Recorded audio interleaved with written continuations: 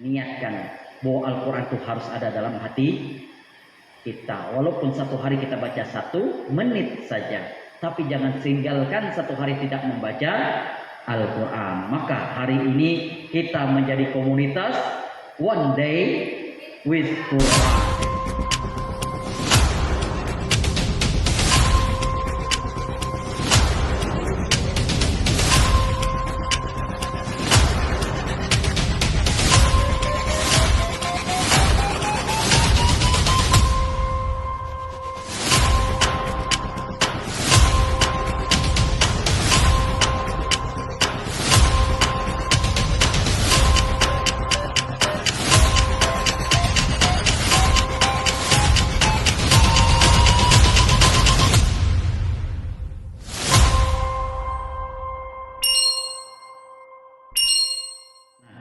Sekarang kita tadi sudah lihat videonya kan, bahwa Al-Quran itu adalah kitab yang menunjukkan tentang data keseimbangan laki-laki perempuan, betul lah, baik dan buruk sama jumlahnya, betul.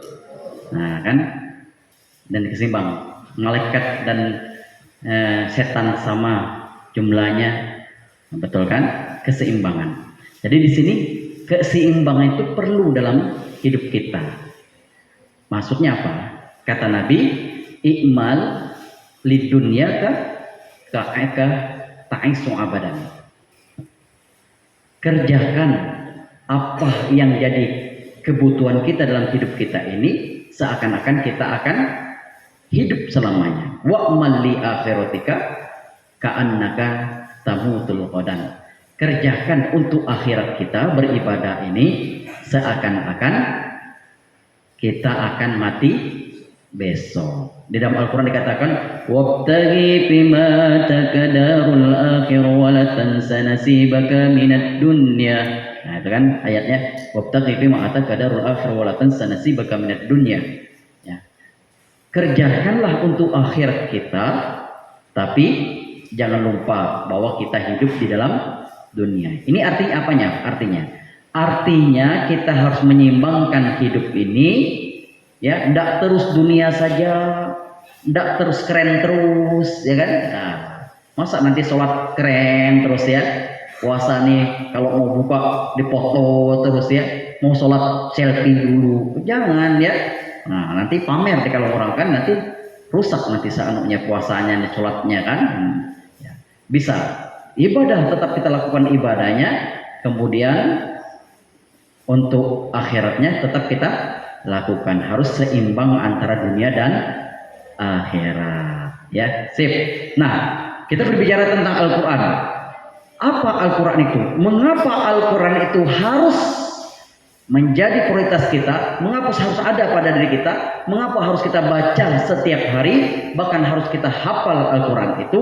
Salah satunya Al-Quran itu adalah membaca Al-Quran itu adalah ibadah. Betul nggak ibadah? Betul. Ada nggak pahalanya orang dapat membaca Quran? Tentu. Apa kata Nabi itu? Nah, man qara'a harfan minal kitabillah min kitabillah falahu hasanatun wal hasanatu asru bi asri amsalihah. Itu kan?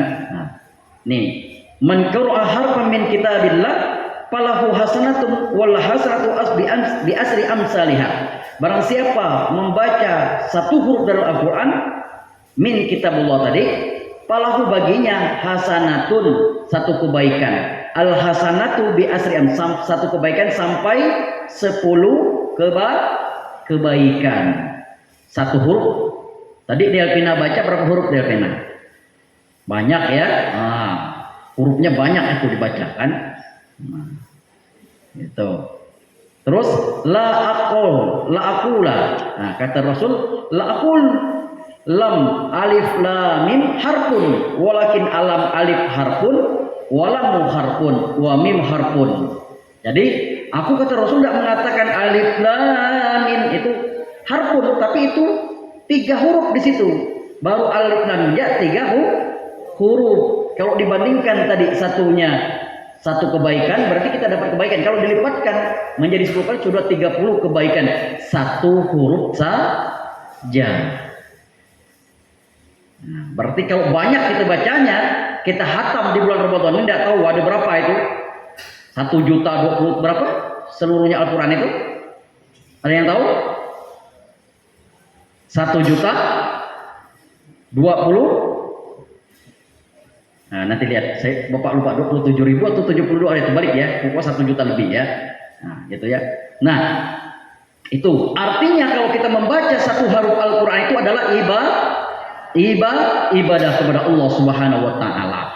Artinya ibadah itu tidak mutlak kita sholat, baca Quran ibadah, buang batu ibadah, berbuat baik itu merupakan ibadah. Ya. Kemudian apa kata Allah? Iqra'ul Qur'an fa innahu ya'ti yaumal qiyamah syafi'an li asbi. Membaca Al-Qur'an setiap hari kita itu akan mendapatkan syafaat dari Al-Qur'an itu. Mendapat pertolongan nanti di hari kiamat dari Al-Qur'an yang kita baca. Syafa'ani yang akan menolong kita mendapat syafaat itu adalah salawat dan membaca Quran. Ya, kalau kita mau tujuannya ingin ke surga, sering-sering membaca Quran ya, karena pahalanya lebih besar. Maka Al-Quran itu harus ada pada diri kita. Harus setiap diri kita harus memegang Al-Quran, harus menjadikan Al-Quran itu, bahkan memasukkan Al-Quran itu ke dalam jiwa kita, dalam hati kita dengan cara menghafal dan membacanya. Ya. Nah, kemudian al-mahiru bil Quran ma'asyafi al-Quran. Orang yang mahir membaca Al-Quran itu bersama malaikat. Baratul kiram barora. Nah, orang yang mahir membaca Al-Quran itu bersama malaikat. Ya. Kemudian orang yang ini putus nih ya. Orang yang terbantah-bantah membaca Al-Qurannya itu mendapat ajrani, dua kebaikan. Wow. Baru mata itu lam mim. Itu dapat dua kebaikan. Kalau mahir seperti bersama dengan malaikat. Ya. Nah, ini kata Allah, innal ladzina yatluna al-kitaballah wa aqumus salata wa anfaqu mimma. Jadi terus ayatnya, wa kami, lihat. Ini kayak putus nih. Ya, putus ya. Nah, orang yang membaca kitab Allah apa? Seterangnya Allah akan menyempurnakan pahalanya pada mereka dan menambah karunia.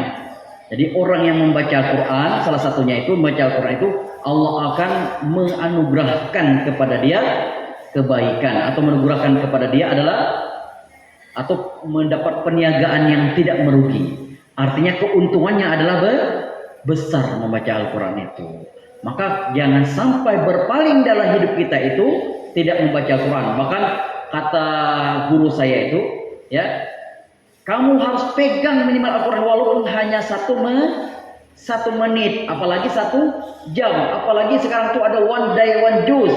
Nah, kira ini kita ini baru with Quran, kita baru biarlah mau berapa juz, mau setengah juz, mau 1 ayat, yang penting 1 hari bersama Al-Quran. Kalau sudah mantap nanti bukan one day one juz lagi, one day one Quran nanti ya. Nah, karena lah hafal semua seperti itu ya. Sip. Nah, itu artinya mengapa harus ibadah? Al-Quran itu harus ada pada diri kita karena dia ibadah, dan ibadah itu banyak pahalanya. Ya, bahkan kalau bulan Ramadan ini ada alfa dilipat gandakan oleh Allah. Kullu amalin ibnu Adam yudha.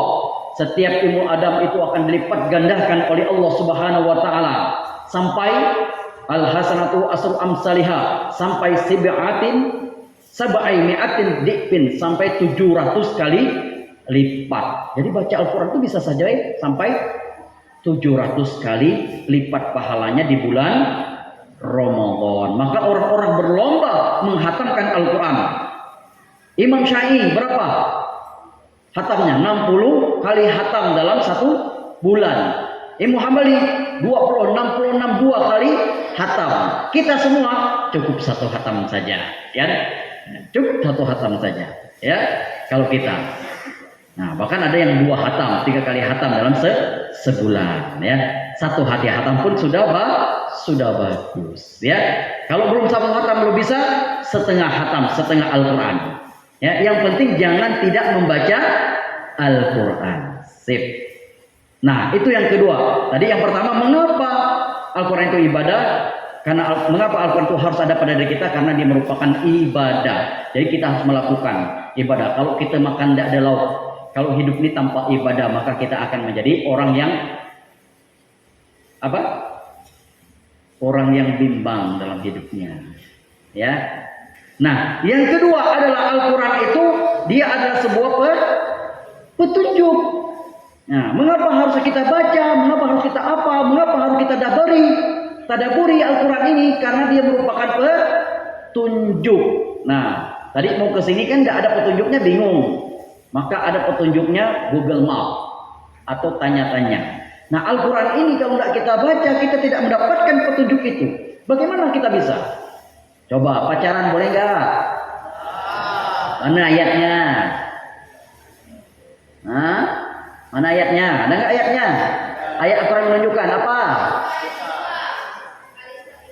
Alat Al-Quran. Coba tanya ya. Nih Al-Quran sebagai tunjuk. Sekarang petunjuknya. Pacaran boleh nggak? Mana dalilnya dalam Al-Quran?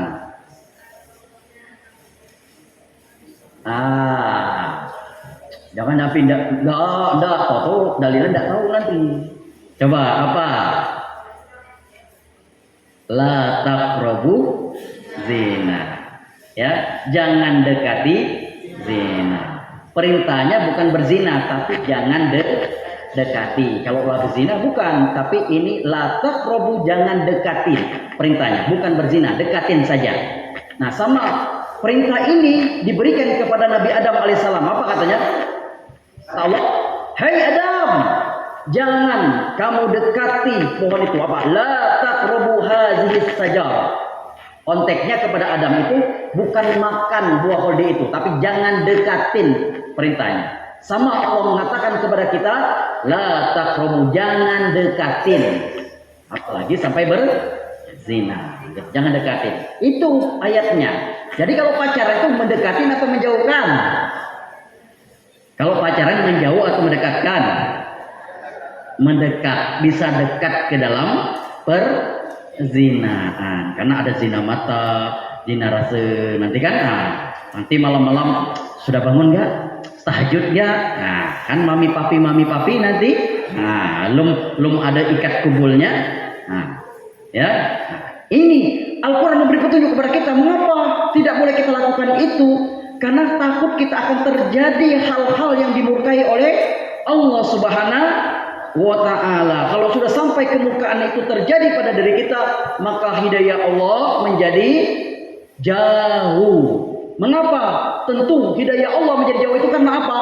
Karena ada dosa yang banyak dalam tubuh kita.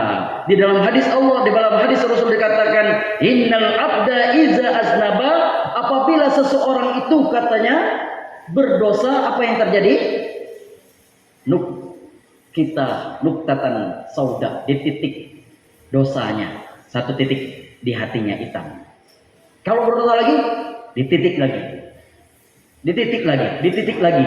Kalau dia tidak beristighfar, titik lagi sampai menjadi hitam hatinya karena dosa. Ronah ala qulubihim, maka tertutup hati mereka itu. Kalau tertutup berarti tidak datanglah hidayah Allah.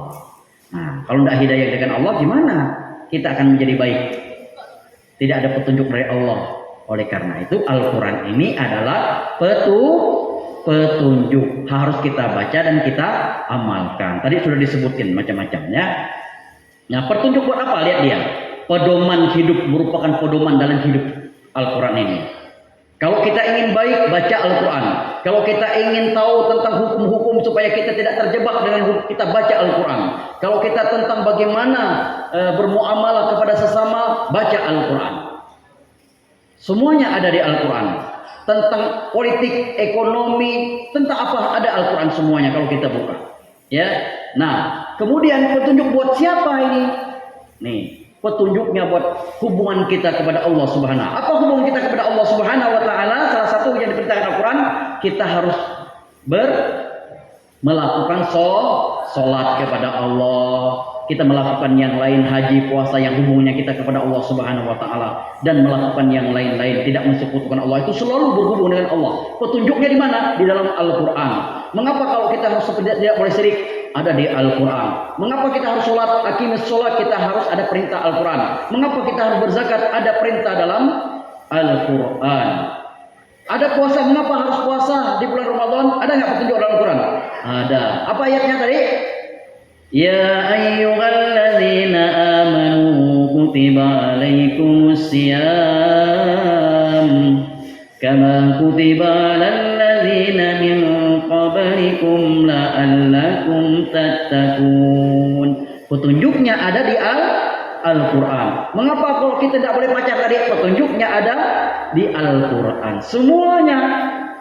Kalau petunjuk aturan-aturan ini dijelaskan Al-Quran dan kita boleh melakukan yang ini, kita tidak boleh melakukan yang ini, artinya kita akan menjadi orang yang lurus dalam hidup ini. Kita berjalan pada perintah Allah, kita berjalan pada konsep Allah. Kalau orang berjalan dengan konsep Allah, apakah mudah untuk masuk surga Allah? Mudah, jelas ya. Nah, oleh karena itu petunjuk hubungan kita kepada Allah. Nah, kemudian ada hubungan kita kepada makhluknya, manusia. Apa hubungan kepada makhluknya? Banyak. Kita ada larangan tidak boleh menzolimin ya saudaranya. Jangan ghibah kepada saudaranya. Jangan berbuat zolim, mengangkali saudaranya. Mengurangi takaran dalam belanjanya. Ya kan? Benar nggak? Nah, banyak aturan-aturan itu dalam Al-Quran. Kalau kita melakukan itu, maka dia akan menjadikan kita orang-orang yang benar-benar menjadi orang-orang yang paling tinggi derajatnya oleh Allah Subhanahu wa taala. Hubungan kepada makhluknya, kepada kawan tidak boleh seperti ini, kepada ini umat harus apa? Upin, tidak boleh berkata ada nggak itu aturannya? Wa qada rabbuka alla ta'budu illa, banyak kan? Upin. Jangan mengatakan kata kepada orang tua saja, apalagi teriak.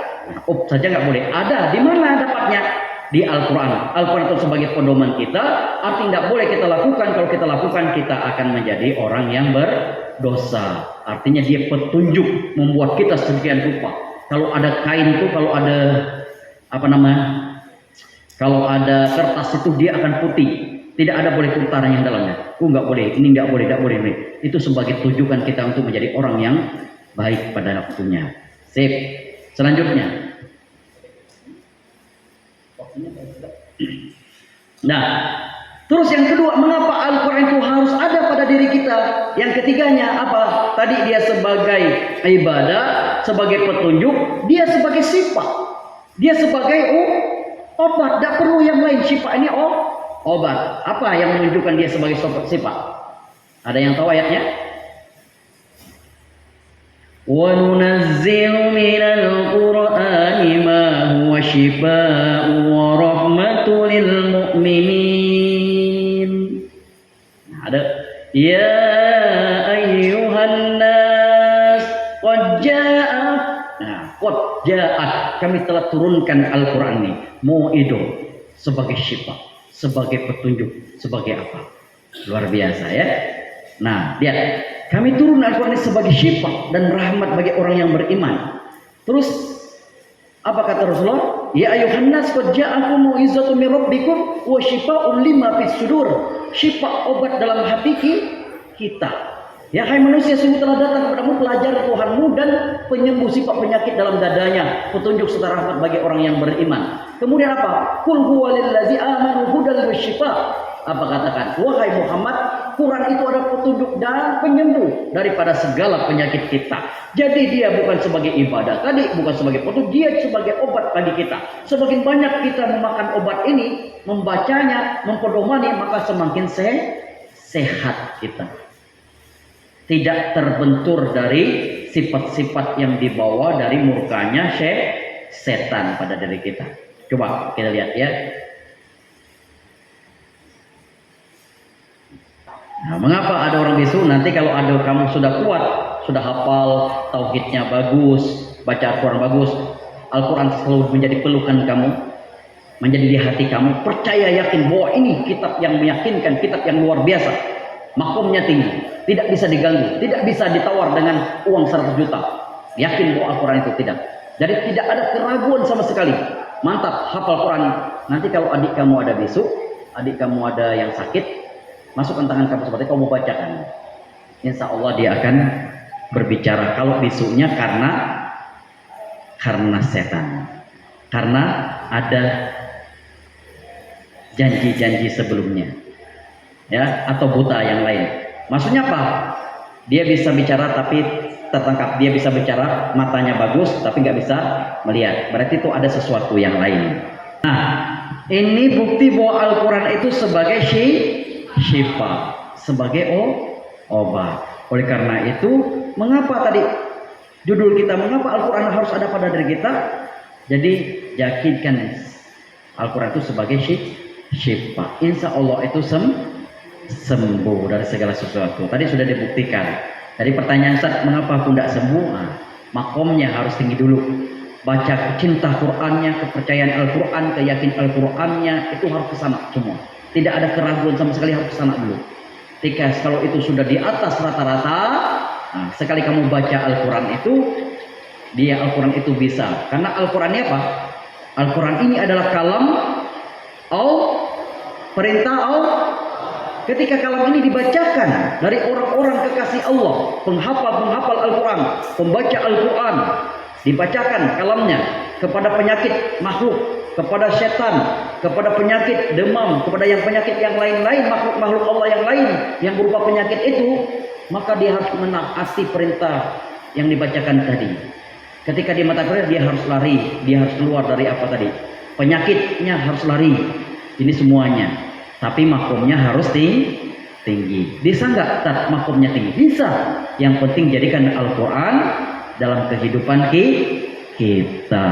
Ya, pegang dan baca, amalkan. Pegang dan baca, amalkan, hafalkan. Itu Al-Quran. Insya Allah kamu akan menjadi orang yang luar biasa. Karena Al-Quran itu sudah menjadi darah daging kita.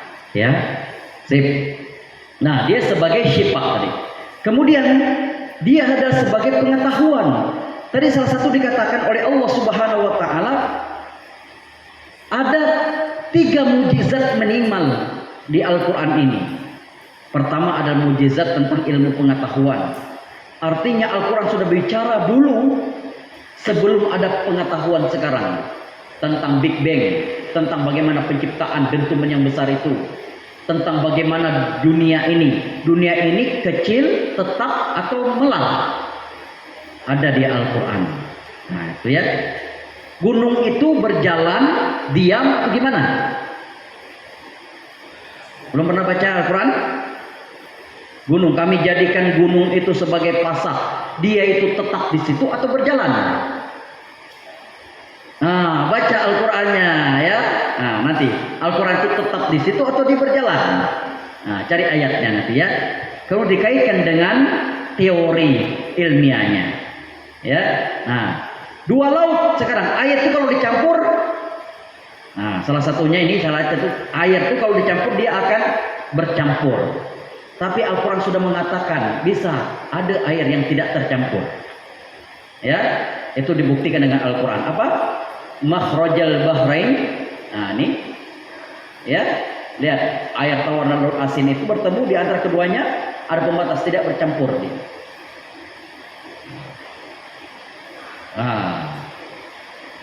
Kan?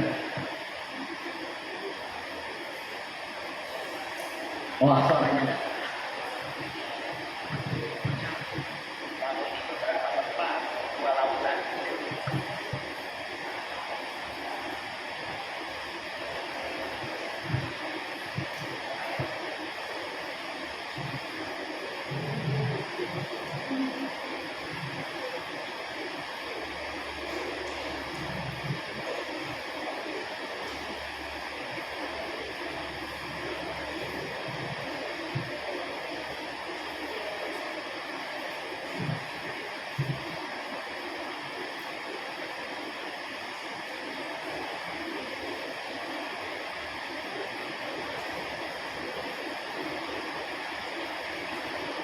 ya, sambil nunggu ya, Coba.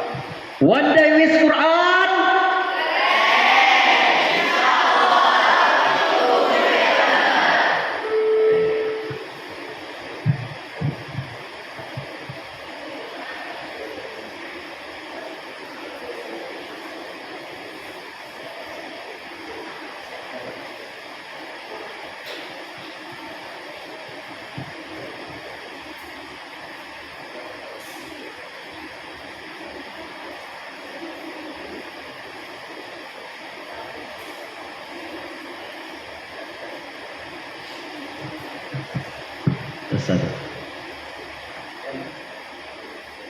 Ya, intinya Al-Quran sudah membuktikan tentang keilmian itu bahwa ayat sebenarnya tidak semuanya bercampur. Seperti yang dikatakan tadi, dia tidak bercampur. Sains sudah menunjukkan itu. Dan Al-Quran sudah menyebutkan itu sebelum sains ada. Arti Quran ini ciptaan manusia atau ciptaan Allah? Ciptaan Allah. Tidak ada orang yang mendesain Al-Quran itu kecuali yang maha kuasa. Sehebat ini, sebagus ini, tatahan katanya, ya, pilihan bahasanya dan yang lain-lainnya. Itu karena Al-Quran ini adalah kalam Allah, ya.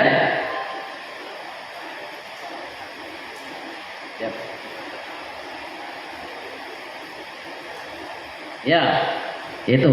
Nah, inilah yang dikatakan oleh Allah dalam Al-Quran. Apa kata Allah kalau orang tidak percaya dan meragukan Al-Quran? Kalau orang tidak percaya bahwa Al-Quran itu baik, tidak percaya bahwa Al-Quran itu akan merubah diri kita, dan tidak percaya bahwa Al-Quran itu akan menjadikan kita lebih baik daripada sekarang ini. Nah, dikatakan, apa masih ragu-ragu dengan Al-Quran? Maka diberitakan proses terjadi bumi, bintang, matahari jelas mengenai proses turun hujan, pengaruhnya terhadap kesuburan tanah, semuanya diinformasikan dengan suatu, semuanya sudah diliti oleh Allah, sudah disebutkan dalam Al-Quran. Nah kemudian, nah ini Al-Quran sebagai mukjizat, keseimbangan tadi, nah, keseimbangan antara jumlah mati dengan hidup sebanyak 45 lain, itu keseimbangan semua, manfaat dan juga itu ada 50 kali, ya, kemudian ada solihah, syiat, keburukan itu ada 100, dan keseimbangan itu ada diatur dalam Al-Quran itu. Ini siapa yang mengatur? Apa manusia yang mengatur seperti itu? Tidak, tapi karena Allah lah yang mengatur. Artinya ini adalah kitab yang istimewa yang perlu kita pegang setiap hari. Maka dalam acara ini kita menjadikan itu One Day with Quran. One Day with Quran.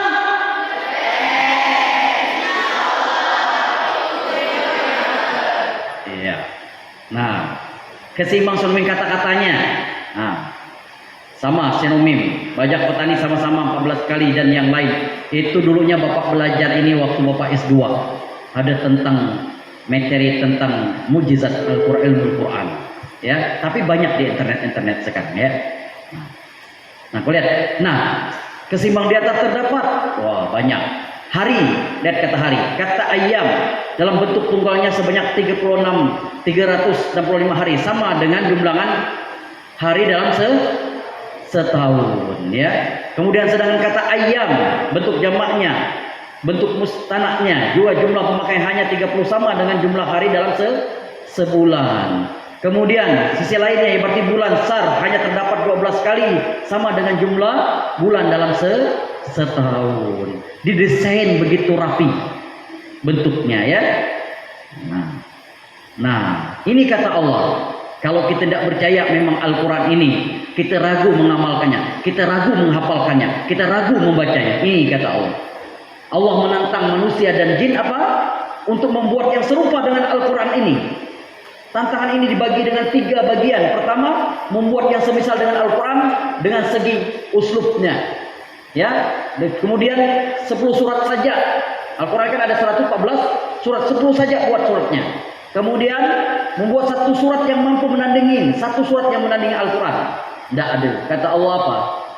Dikatakan, wa in kuntum fi raibin mimma nazzalna ala abdina fa'tu bi suratin min mithli wad'u syuhada'akum min dunillah in kuntum shadiqin. Dan jika kamu tetap dalam keraguan tentang Al-Quran ini, apa kata Allah? Kami wahyukan kepada hamba kami Muhammad, buatlah satu surat saja yang semisal dengan Al-Quran itu. Ajak sebagai penolong-penolong kamu selain Allah. Tidak ada yang bisa membuatnya. Artinya Al-Quran ini benar-benar desain yang luar biasa. Dia yang harus ada dalam hati kita. Maka mulai detik ini, hari ini, niatkan bahwa Al-Quran itu harus ada dalam hati kita. Walaupun satu hari kita baca 1 menit saja, tapi jangan tinggalkan satu hari tidak membaca Al-Quran. Maka hari ini kita menjadi komunitas One Day with Quran. Sekali lagi, One Day with Quran.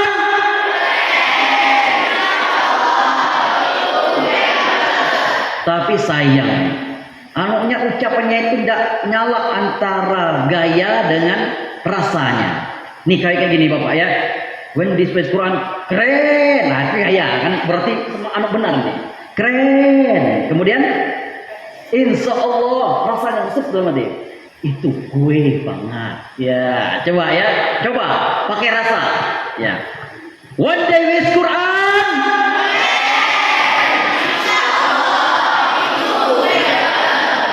Ya.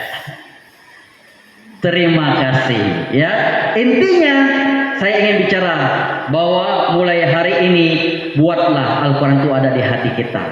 Ya, insya Allah. Dari sekarang kamu ini dari SMP nanti kamu nanti sampai dewasa sampai itu, insya Allah hidup kamu akan teratur dengan Al-Quran itu. Ustaz, aku tidak hafal, tidak perlu baca saja. Ustaz, saya bisa hafal, hafalkan. Ya, kalau bisa berusaha menghafal. Tidak pandai, belajar. Sudah pandai, baca Al-Quran. Kalau sudah baca Al-Quran banyak-banyak, nanti akan menjadi hafal. Ya. Nah.